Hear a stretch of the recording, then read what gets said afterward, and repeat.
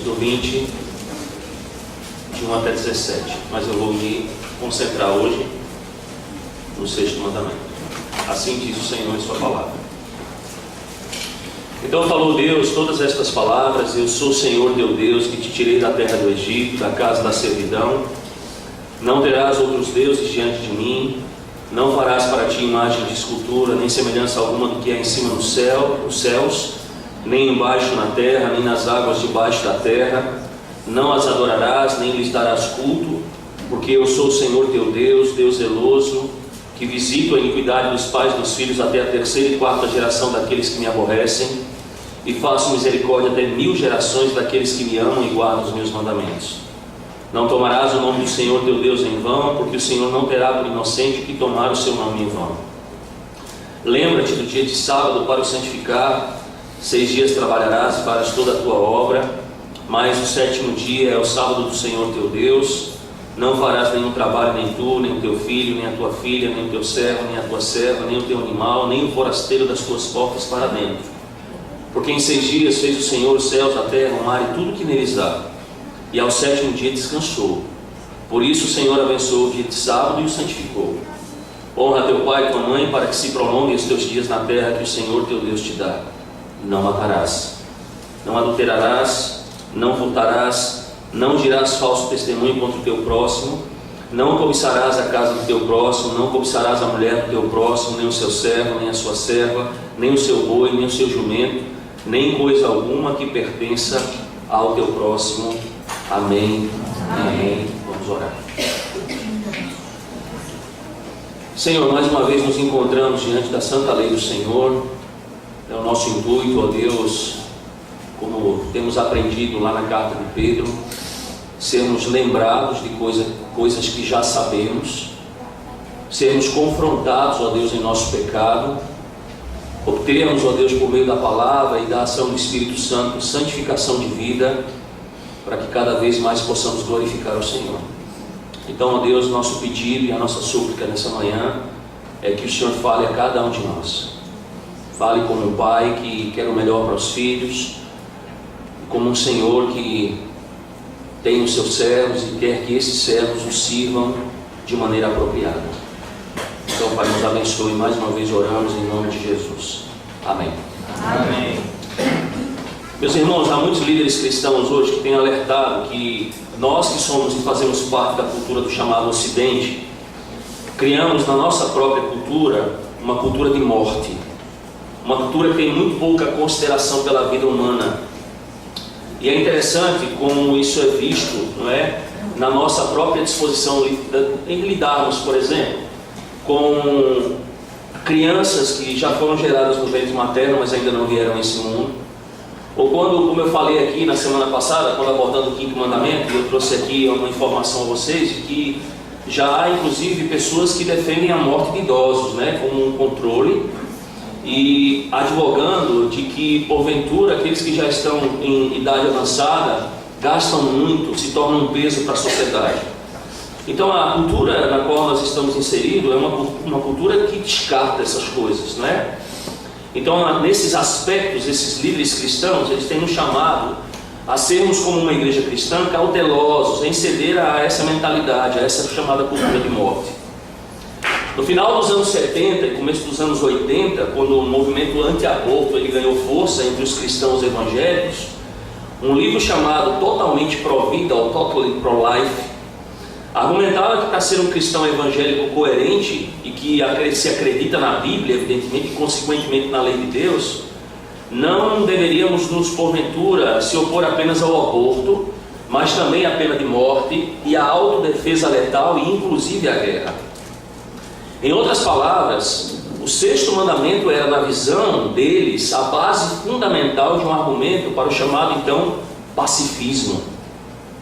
Que se realmente, não é, você quisesse ser pró-vida, anti-aborto, você precisaria proibir todos os tipos e situações de matar. Agora veja que quando nós olhamos para isso, isso nos permite saber que até mesmo um mandamento tão simples como esse prova ser de difícil compreensão na mente de algumas pessoas. E encontramos, irmãos, infelizmente, muitos cristãos hoje que não acreditam na pena de morte, com base no princípio de que ela é uma violação do espírito do chamado sexto mandamento. Há muitos cristãos liberais também que apelam para esse mandamento, cristãos, com base exatamente aquilo que eu acabei de falar, pacifismo. E vemos isso, irmãos, sendo bombardeado em anúncios na internet e em outros meios de comunicação, recorrendo ao sexto mandamento da lei de Deus como base para nos tornarmos até mesmo vegetarianos. Então, para eles, se porventura eu dissesse assim, vamos fazer um churrasco, eles diriam, não, Deus diz no sétimo mandamento, não matarás. É exatamente isso que eles argumentariam. Por que você vai para um Burger King comer um hambúrguer feito de carne bovina, se Deus diz assim, não matarás? Percebam então, irmãos, que esse mandamento ele é importante, ele é muito claro, e ele impede que essa maré da cultura da morte ela seja escutada. Esse mandamento ele fala para nós, irmãos, com veemência, com importância, a uma cultura como a nossa, bem como há problemas, e na verdade esse é o principal foco, problemas de coração que você e eu enfrentamos todos os dias da nossa vida cristã. Então eu quero considerar esse sexto mandamento com os irmãos nessa manhã sobre 3 aspectos. O primeiro deles, eu quero olhar para o mandamento em si, como ele é. No segundo momento, eu queria perguntar a você, não é, o que significa esse mandamento. Ou seja, o que esse mandamento diz e o que esse mandamento não diz, o que ele não significa. E nesse segundo ponto especificamente, irmãos, para que a gente tenha uma chamada concepção mais clara do sexto mandamento, eu queria chamar você, naquele instante, a olharmos Gênesis capítulo 9, versos 5 e 6, e ali entendermos então a razão do chamado sexto mandamento. E aí, no terceiro momento, irmãos, olharmos as páginas do Novo Testamento exatamente para o texto que lemos aqui nessa manhã, um pouquinho antes da pregação, lá em Mateus capítulo 5, versos 21 a 26. Então vamos começar, não é, do primeiro ponto aqui. E o primeiro ponto, irmãos, é: respeite a vida e tome o cuidado para protegê-la e valorizá-la. Percebam que esse sexto mandamento ele é claro e ele é muito simples na língua hebraica. Ele significa apenas o seguinte: não tire a vida de outro ser humano de forma ilegal e de forma imoral. Vejam que o hebraico ele consiste de apenas 2 palavras. E nós temos aqui uma proibição enfática de Deus do tipo mais breve. Mas eu quero que você olhe para essa frase, irmãos, não matarás, porque ela não é apenas um termo genérico para qualquer tipo de assassinato, mas ela é um termo específico para a chamada morte violenta de um inimigo pessoal. Este termo, encontrado aqui no sexto mandamento, irmãos, nunca é usado, por exemplo, para atos de guerra na Bíblia. Você nunca vai encontrar isso. Nunca é usado para a chamada pena capital na Escritura. Nunca vai ser utilizado na Escritura para se referindo a uma autodefesa letal na Bíblia. Nunca é usado em nenhuma ocasião quando Deus ou seus santos anjos são o sujeito desse verbo. E é sempre, no entanto, usado no contexto de, por exemplo, proibir assassinatos, assassinatos planejados ou premeditados e vários tipos de homicídio culposo. É a isso que nos arremete o sexto mandamento. Então, o que esse mandamento ele significa especificamente? Eu quero aprender isso considerando que ele não significa em primeiro lugar. Então, não matarás não significa 4 coisas básicas. Primeiro delas, não significa que Deus está proibindo a matança de todo tipo. Não. Isso é visto pelo fato de que Moisés requer a pena de morte para a quebra desse mandamento. Mas coisa interessante, Moisés requer a pena de morte para a quebra desse mandamento. E se é esse o caso aqui, e de fato é, isso se tornaria não apenas autocontraditório, mas até mesmo, irmãos, irônico no mais alto grau. A morte é aqueles que matam a qualquer um por qualquer motivo. E você perceberia comigo que então o ciclo, ele o quê? Ele continuaria, o ciclo, ele certamente aí continuaria e continuaria. Então Moisés, ele vai aplicar aqui, irmãos, um requisito para a pena de morte como punição para esse pecado. E aí fica claro para a gente que a intenção de Deus não é a proibição de todo tipo de assassinato. Isso nos leva à segunda coisa que esse mandamento não diz. E o que é que ele não diz, irmãos? O que é que ele não está dizendo? Essa ordem não proíbe a pena de morte. Porque a pena de morte é a sentença não comutável pelo crime de assassinato segundo a lei de Moisés. Em terceiro lugar, esse mandamento não está proibindo a guerra. Não é aqui aquilo que discutimos logo no começo, um pacifismo obrigatório. Por um lado, Deus ordena que Israel se envolva em guerra lá no Antigo Testamento. E percebam que quando Deus dá essa ordenança, ela é sancionada como uma expressão legítima de autoridade dos governadores civis. Eu vou exemplificar isso para vocês. No Novo Testamento, em Romanos 13, o apóstolo Paulo diz que o magistrado civil ou o governo, ele não faz o quê? Ele não traz a espada sem motivo. Em outras palavras, o governo tem o direito da espada tanto para a administração da justiça, é o que Paulo ensina ali, quanto pela proteção e defesa do quê? Do reino. Então perceba que esse mandamento não proíbe a guerra em todos os casos. Há situações sim, mas em outros casos não há proibição de fato da guerra. Em quarto lugar, esse mandamento ele não proíbe a autodefesa letal. E a palavra usada aqui nesse mandamento nunca é usada em conjunto com autodefesa, como eu disse, autodefesa letal no Antigo Testamento, nunca. Na verdade, esse mandamento ele permite a chamada autodefesa letal. Então a pergunta é, se ele não significa isso, o que é que o sexto mandamento significa para nós, irmãos? Você não cometerá nenhum tipo de morte ilegal.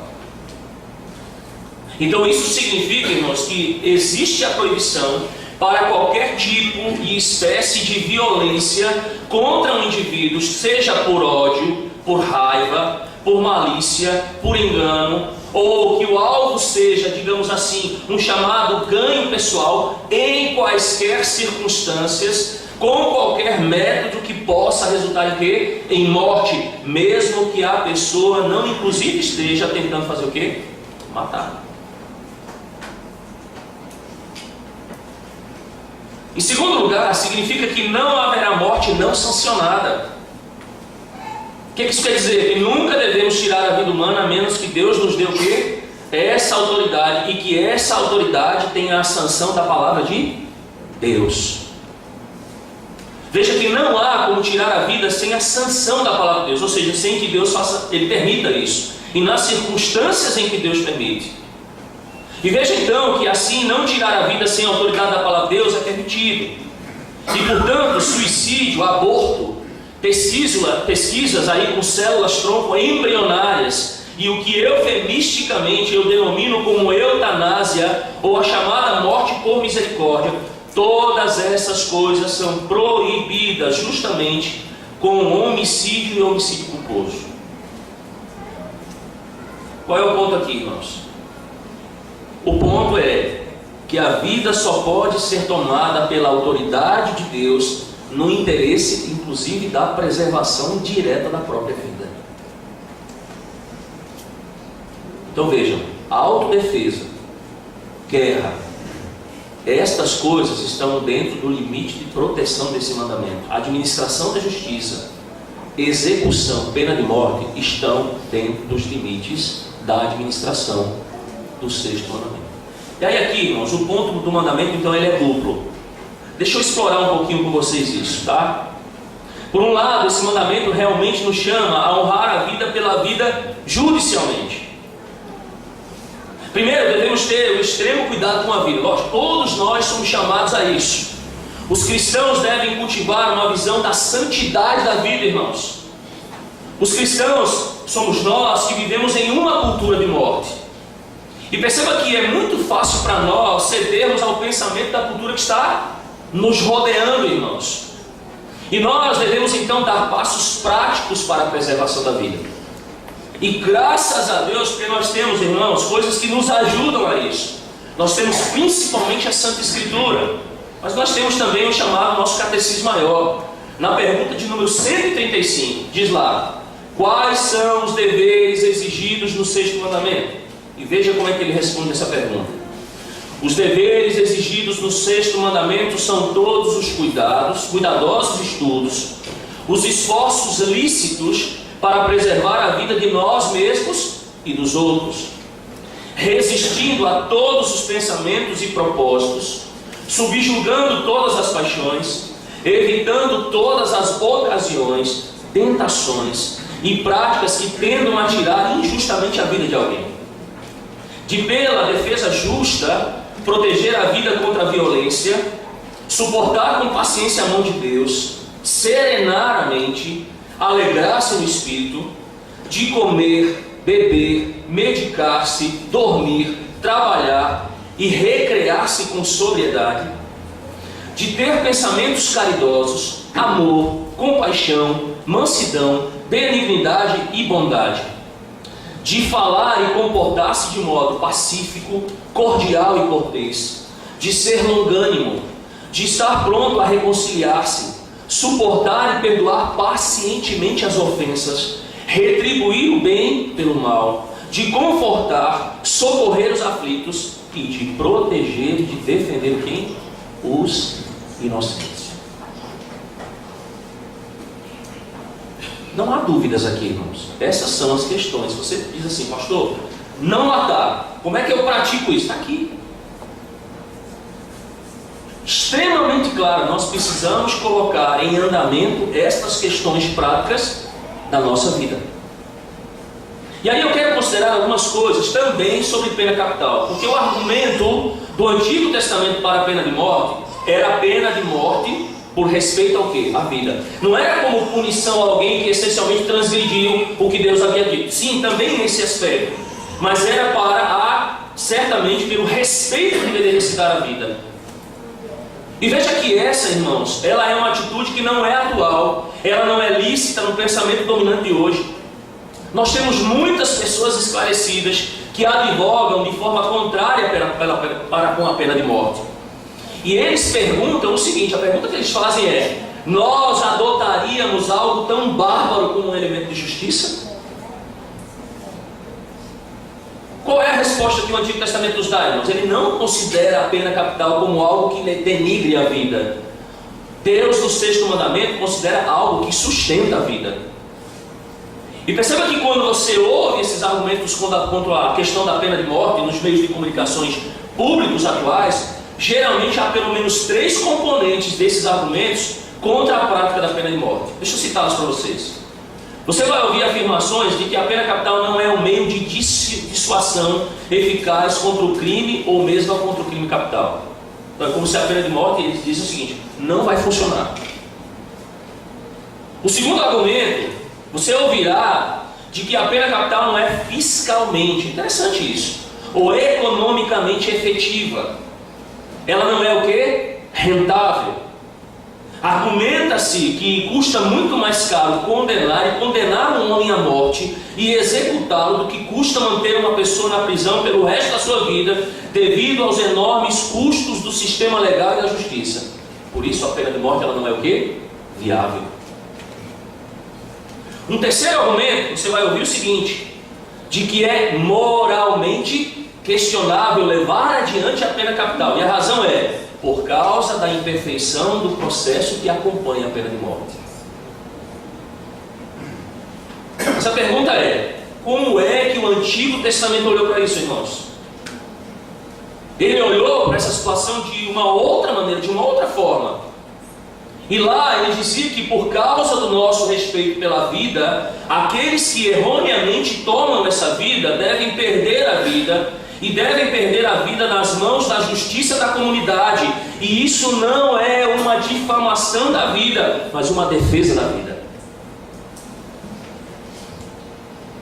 É quando aqueles que erroneamente tiram a vida de outro humano, de outro ser humano, e a comunidade então ali tira a vida do tomador da vida de forma injusta, a comunidade não está dizendo não à vida, está dizendo sim à vida. Por quê? Porque aprendeu de Deus que a vida é extremamente valiosa.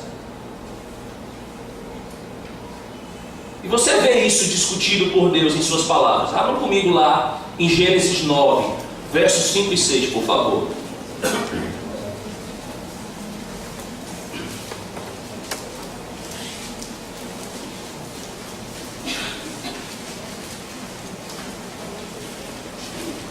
Gênesis 9, 5 e 6.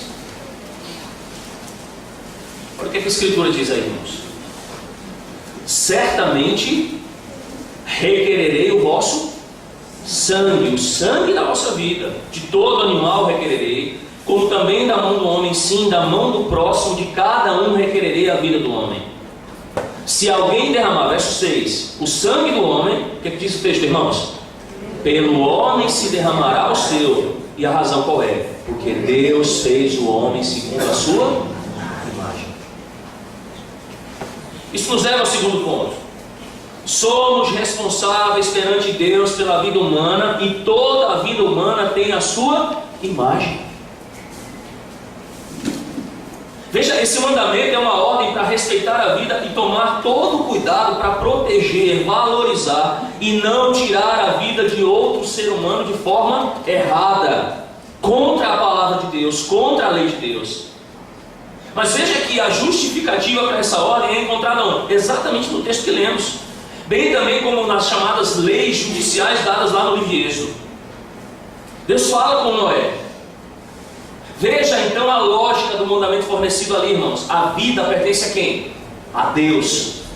A vida, portanto, ela é o quê? Sagrada. Nenhum homem pode tirá-la sem a permissão de quem? De Deus. Veja os versos 5 e 6 de novo. Duas coisas aí que precisamos entender. O verso 5 diz que Moisés vai registrar as palavras de Deus para Noé. E veja que Deus enfatiza a responsabilidade de todas as criaturas com ele pela tomada da vida. Veja, ele não fala apenas dos seres humanos. Ele não fala apenas dos homens, mas até mesmo de quem?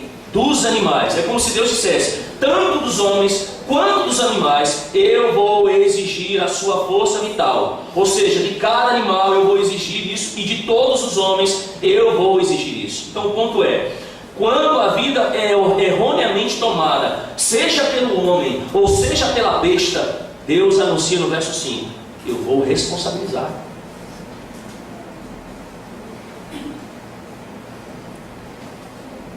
E aí vem o verso 6. O que é que ele diz no verso 6? Como ele vai responsabilizar? E por que ele vai responsabilizar? Como ele vai responsabilizar? Ele diz assim, se alguém derramar sangue, sangue terá que ser o quê? Derramado. Em outras palavras, pela pena capital, pela pena de morte. E ele diz, pela execução humana da justa pena capital, Deus exigirá o quê? Uma contabilidade daqueles que ilegalmente tiram a vida. Agora olha o que ele diz na última parte do verso 6. Por quê? Porque Deus fez o homem segundo a sua imagem. Isso é claro. Perceba que aqui fica clara a administração da pena capital, irmãos. E veja algo curioso na relação do sexto mandamento com o primeiro mandamento. Às vezes a gente não para pensar sobre isso. Deus é para ser o quê? Nós aprendemos aqui, reverenciado, honrado. Falamos sobre isso no domingo passado. E o homem deve ser também tratado com dignidade. Qual é a razão? A parte B do verso 6 de Gênesis 9 dá. Porque ele é feito à imagem de quem? De Deus, irmãos. E aqui um princípio extremamente importante para nós. Deus não se importa com o que, irmãos? Com raça. Deus não se importa do lugar do qual essa pessoa vem, ou de lá de onde ela é. Deus não se importa com a religião, não se importa inclusive se essa pessoa está em rebelião espiritual contra esse Deus, que é um Deus vivo. Ainda assim ele diz, este foi feito à minha imagem e semelhança. Percebe? Estes foram feitos à minha imagem e semelhança. E Deus diz, deve-se respeitar essa vida, porque ele é criado à minha imagem.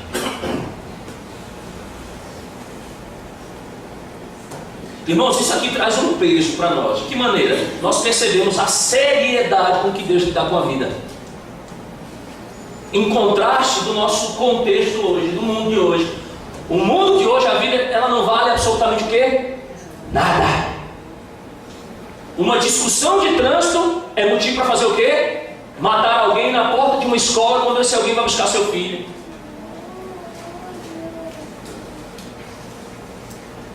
Um simples desentendimento no casamento é motivo para o marido fazer o quê, geralmente?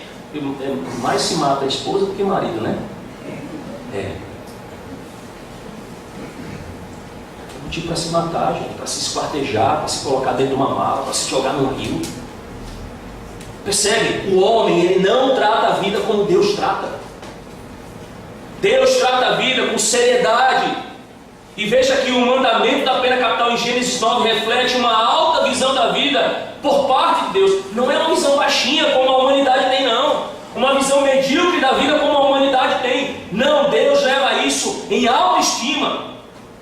E perceba uma coisa aqui importante. A maneira como nós tratamos a vida é um reflexo da seriedade com a qual nós tratamos o Deus que é autor da vida. Perceba que na relação com o sexto mandamento, a sua relação com Deus, ela define inclusive a sua relação com o sexto mandamento.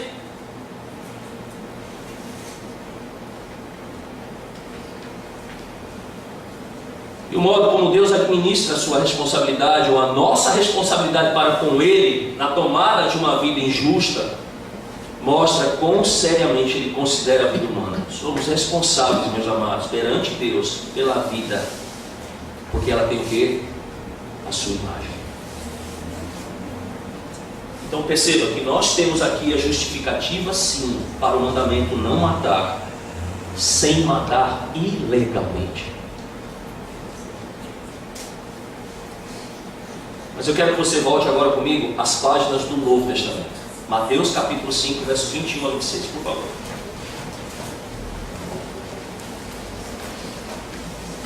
E é aqui, na interpretação espiritual desse mandamento por parte de Jesus, que nós vemos algo extremamente belíssimo, mas ao mesmo tempo confrontador por cada um de nós.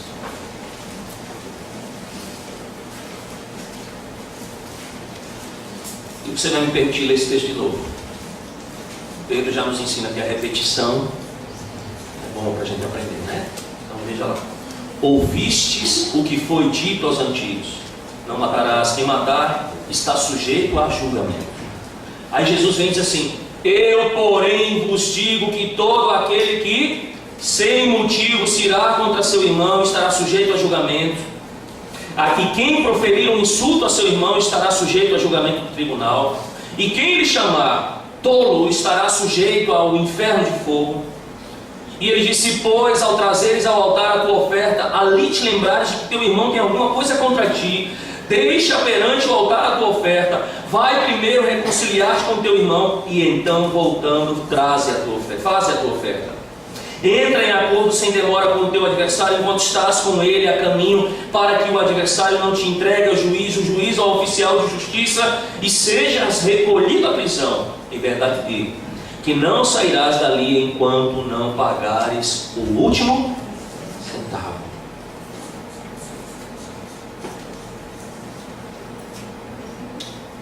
Que interpretação! Irmãos, Jesus nos ensina aqui que uma vez que os atos assassinos fluem de corações homicidas, Cristo está dizendo que até mesmo os nossos pensamentos, as nossas palavras, as nossas atitudes devem ser guardadas contra a violação grosseira do princípio estabelecido no amor de uns para com os outros. Veja que nos versos 21 a 26, ele diz assim, que nós podemos violar esse mandamento sem que seja de forma exterior. Que podemos violar esse mandamento sem que seja de uma maneira física. Que podemos sim, e violamos este mandamento sem que seja de uma maneira criminal em relação ao nosso sistema judicial. Sim, ele diz, ainda assim, nós podemos ser o quê? Assassinos. E isso para nós, irmãos, é extremamente vergonhoso. Porque o que nós vemos aqui da parte de Jesus no sexto mandamento nos mostra que a lei de Deus, ela é espiritual. Ela é do Espírito, ela lida com a nossa alma, ela atinge as questões do nosso coração. Ela aplica o sexto mandamento aos nossos corações, inclusive à nossa própria língua. E aí Cristo diz que o ódio, a ira injusta é um assassinato do coração. Ele diz que um discurso pode ser destrutivo, se usa a língua de maneira destrutiva a ponto de se assassinar alguém com isso. Os pecados do coração, está nos ensinando, devem ser tomados com muito mais seriedade. Permita que os teus olhos retrocedam comigo ainda esse mesmo texto, só que um versículo anterior, versículo de número, olha lá comigo, por favor, versículo número 20. O que ele diz aí? Leia comigo, por favor. Porque vos digo que se a vossa justiça não excederem muito a dos escribas e fariseus, jamais entrareis no reino dos céus. Vocês percebem porque, quando nós olhamos para o verso 20, nós precisamos de um Salvador? Percebem? Estou falando aqui para uma comunidade que tem, certamente uma comunidade de princípios morais corretos. Mas ao mesmo tempo eu quero dizer aqui, irmãos, que não vai ficar aqui ninguém de pé, torcendo para que desconsideremos uma vida humana, para que façamos o melhor para estabelecer uma cultura de morte. Não há alguém aqui que porventura se levante ou diga, sim, eu mato regularmente, não é grande coisa. Não há alguém aqui que vai dizer que não está chocado com essa cultura de morte na comunidade. Ninguém aqui é louco de se levantar essa manhã e dizer assim, eu sou a favor do aborto. Ninguém aqui vai se levantar na manhã para dizer assim, eu acho interessante, eu até aprovo, porventura, um tratamento arrogante contra as pessoas. Eu acho sim que, porventura, sacrificar os idosos é correto, se a gente olhar para uma perspectiva de benefício mundial a todos os outros mais novos. Mas deixa eu dizer uma coisa a você, não há nenhum de nós aqui que estamos, nesta manhã, que já não tenha assassinado alguém em seu coração e com a sua língua.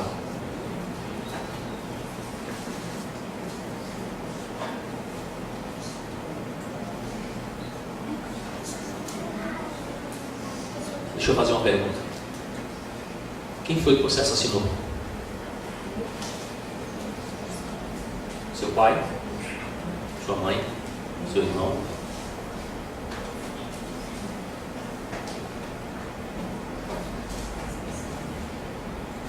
Isso é motivo de tristeza para a gente, irmãos. Pensa bem aí onde você está sentado. Quem foi que você já assassinou? Existe um irmão? E eu vou ao âmago disso ainda. Tem alguém aqui hoje de manhã cedo, de quem você, aqui na igreja, falar nosso contexto, tem alguém hoje de manhã cedo aqui, que está distante do seu irmão em Cristo, aqui, agora? Perceba que Jesus diz que quando você viola o princípio de amar uns aos outros, traz divisão, discórdia ao corpo, e não há reconciliação, você violou sim o sexto mandamento.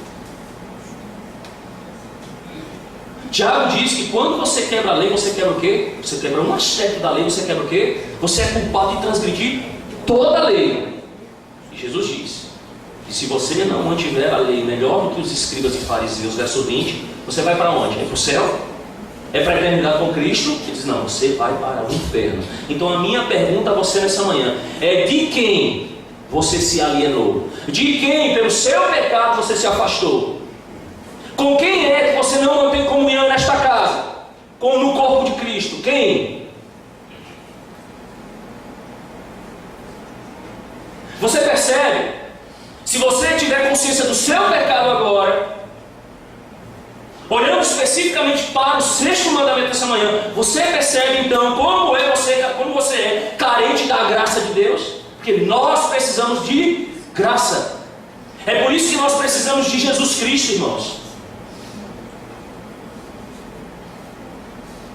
Você pode ter bons princípios morais, você pode ser honesto, você pode nunca ter cometido algum crime hediondo, um assassinato a sangue frio, e isso de fato é bom? Sim. Mas eu quero que você perceba que quando Jesus aponta para o seu coração, para um coração assassino, para um assassinato de língua, ele está mostrando simplesmente um problema de raiz, que está lá no seu coração com esse pecado. Está apontando para o teu coração. E isso faz, e deve nos fazer olhar para onde?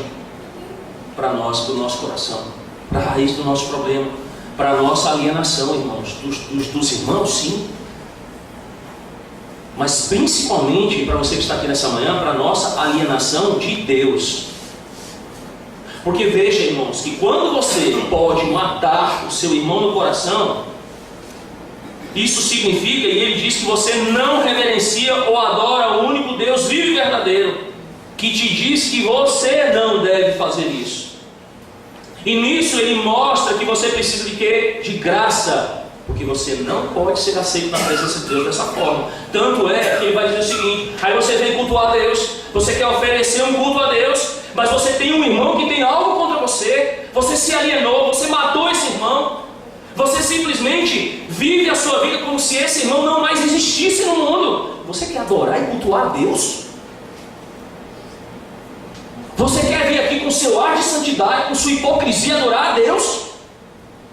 É claro, Deus não vai aceitar, não adianta. Você pode ser o melhor cantor, você pode olhar para os céus, você pode derramar lágrimas. Se você não se arrepender, você não será aceito na presença do Senhor com essa maldade. Não.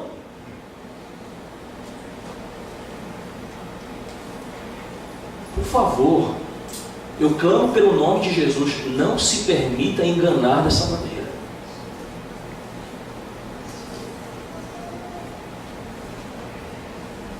Irmãos, essa exposição de Cristo, exposição que Jesus faz dos 10 mandamentos, eu repito mais uma vez, nos mostra quanto nós necessitamos da graça de Deus, porque todos pecamos aqui.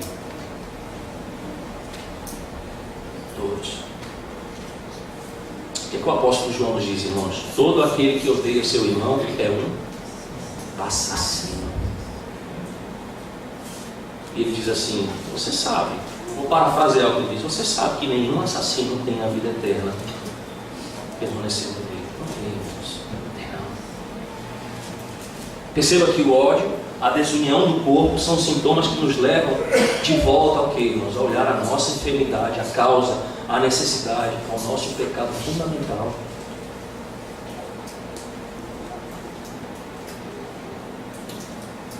Graça de Cristo. E deixa eu dizer uma coisa para vocês, eu quero falar exatamente sobre isso, concluindo. Talvez a razão pela qual você está em inimizade contra irmãos nesta casa, hoje, é porque você talvez ainda não tenha conhecido a graça de Cristo que precisa receber.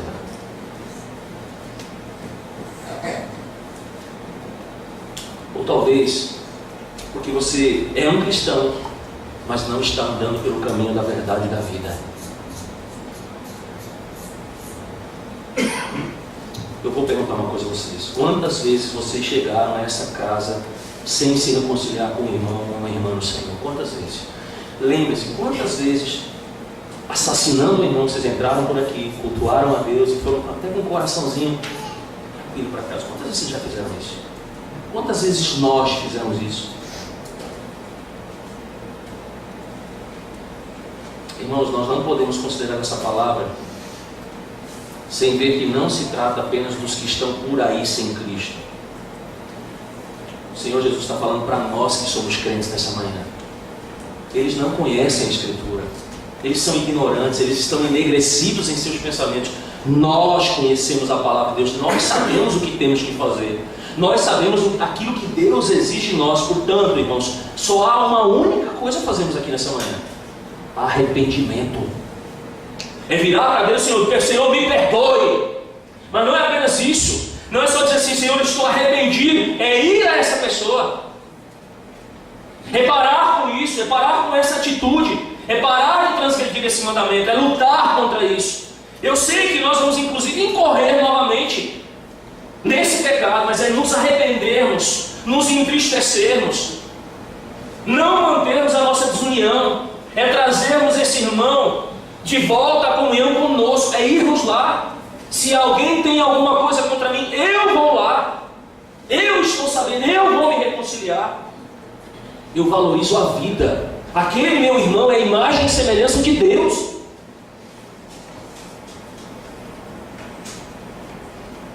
Portanto, é sobre nós aqui nessa manhã. Arrependa-se. Você acha que é exatamente assim que Cristo quer que você viva? É assim que Cristo quer que você viva? Não, irmãos. Você vê que a coisa é tão séria. Você acha que é assim que Jesus quer que, porventura, nos primeiros e terceiros domingos do mês a gente sente com Ele à mesa? Hein? Não, irmãos.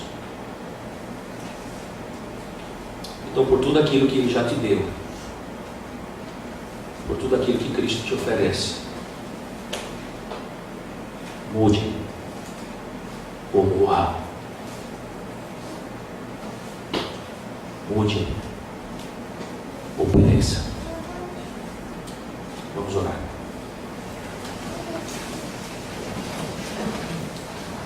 Senhor, tenha misericórdia de nós. Eu falo isso, ó Deus, a começar de mim, pecador, carecido da Tua graça, da Tua misericórdia todos os dias na minha vida, Senhor. Tenha misericórdia da Tua igreja, dos Teus filhos, Senhor, que pecam contra o Senhor. Nós sabemos o que temos que fazer, ó Deus, e muitas vezes nós não fazemos. E acumulamos, ó Deus, transgressões, e acabamos sendo pedra de tropeço para a igreja do Senhor, e nos enganamos achando que mantemos comunhão com o Senhor, quando não mantemos comunhão com o corpo, com os irmãos. Portanto, ó Deus, lá desde o princípio, dai-nos o correto valor pela vida, Senhor. Não se trata aqui apenas de defender princípios, olhar para o mandamento e dizer, agora sim, eu sou a favor da pena de morte. Não é isso, Senhor. É olhar para o nosso próprio coração, na maneira como nós temos transgredido o santo mandamento do Senhor. Eu peço, Senhor, Pai, que diante das nossas dificuldades, diante muitas vezes da nossa inabilidade de lidarmos com o nosso pecado, o Senhor nos ajude. O Senhor nos capacite, Pai, para que a gente abandone qualquer tipo de postura que porventura esteja transgredindo a Tua lei, e mais especificamente nessa manhã no sexto mandamento. Que não sejamos aqui, ó Deus, agentes assassinos de pessoas. Que não venhamos aqui, ó Deus, com os nossos lábios proferir adoração ao Teu nome, mas como o próprio Jesus diz, que nosso coração às vezes está longe do Senhor. E a razão é porque não temos tido prazer na Tua santa lei. Então, Deus, em nome de Jesus Cristo, seja o nosso pecado, seja, ó Deus, o contexto, o mundo, seja Satanás, aquilo que nos impede, ó Deus, de termos comunhão com os nossos irmãos, de não assassinarmos de forma ilícita, ó Deus, que o Senhor possa banir isso da nossa vida, tirar pela raiz, e que de fato o mandamento de Jesus, quando Ele mesmo vai aqui simplificar a lei, resumir a lei, dizendo que precisamos amar o Senhor e amar o nosso próximo, que isso seja algo, ó Deus, visível em cada um de nós, em nossas palavras, em nosso coração, no nosso tratamento com os nossos irmãos, na maneira como nós nos arrependemos e buscamos reconciliação. Não permita, ó Deus, com que nós nos alienemos dos demais irmãos. Não permita que estejamos em alienação para com o Senhor, longe de Ti, sem comunhão contigo, mas ajuda-nos, ó Deus, pela Tua graça e pela Tua misericórdia, a sermos obedientes ao Senhor. E Pai, eu peço, pela obra do Espírito Santo na primeira igreja presbiteriana Teresina, age de uma maneira poderosa. E se há de fato problemas nessa área, Deus, resolve-os para a glória do Teu nome. Que haja quebrantamento no meio do Teu povo, Senhor. Que se isso for possível ainda hoje aos corações dos homens aqui, que haja reconciliação entre irmãos hoje. Que se quebre esse pecado, que se quebre essa obra de Satanás diante do Senhor. Que o Senhor promova nessa casa unidade, união, amor fraternal. Porque é assim, ó Deus, que a gente glorifica o Teu nome. E esse é o nosso testemunho ao mundo que se odeia, que que não tem valor pela vida, que vive a sua vida, ó Deus, simplesmente de forma egoísta, sem pensar no outro, que vive sem pensar como que o outro não existisse. O mundo é naturalmente assassino por natureza. Esse é o coração do homem natural, mas esse não é o coração dos teus filhos da tua igreja. Então, Senhor, que isso seja banido do meio de nós. Banido, Senhor, ajuda-nos. Tem misericórdia de nós, ó Deus. Abençoe a nossa igreja, abençoe os teus filhos. E ser também, ó Deus, com porventura, alguém que ainda não tem a tua graça aqui nessa manhã. Que essa palavra possa transformar o seu coração. Que ele se arrependa, que ele entenda o Evangelho.